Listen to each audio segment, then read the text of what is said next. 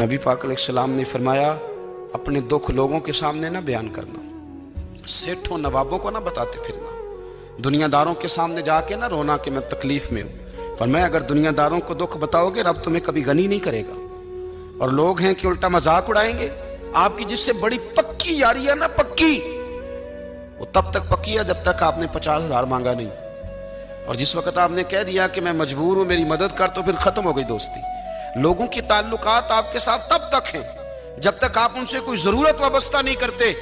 करीम आबू फरमाने लगे बंदों के सामने दुख ना बयान करना, अल्लाह तुझे कभी गनी नहीं करेगा।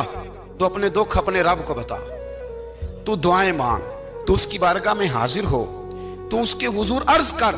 फरमाया अपने दुख अपने रब को बता, वो जल्दी करे या देर से करे तुझे सारी दुनिया से बेनियाज कर देगा, तुझे किसी का मोहताज नहीं रहने देगा। एक बुजुर्ग फरमाते मैंने दुआ मांगने का तरीका अपनी बीवी से सीखा।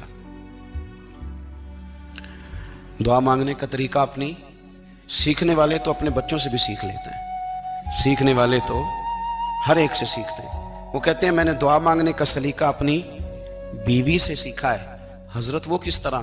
फरमाने लगे मेरी बीवी ने ना मुझे कोई काम बताया, कुछ पैसों की जरूरत के लिए कहा, तो मैंने उसे कहा कि भाई अभी मेरे पास नहीं है, कुछ दिनों में आते हैं तो मैं दे दूंगा।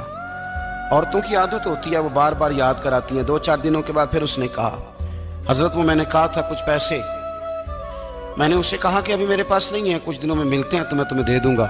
उसने कुछ दिनों के बाद फिर कहा हुजूर वो मैंने कुछ पैसे कहे थे।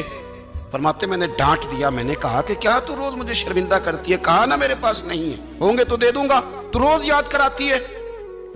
फरमाते उसने पहले तो मेरी डांट को सहा, फिर मेरे सख्त जुमलों ने उसकी आंखों में आंसू पैदा कर दिए, फिर उसने अपने आंचल में अपने उस दुख को समेटा और फिर उसने एक जुमला कहा तो मैं रो पड़ा और मुझे अपने रब से मांगने का तरीका आ गया। मुझे कहने लगी हजरत जी आपने डांट दिया मैंने सह लिया, पर आप ही मेरे शौहर हैं, बताएं ना आपसे न कहूं तो मैं किससे जाके कहूं। फरमाते हैं मैं रो पड़ा और मैं खुल के रोया और मैं तड़प के रोया और फिर मेरी सिसकियां बंद गईं। तो मुझे कहने लगी आपको क्या हुआ?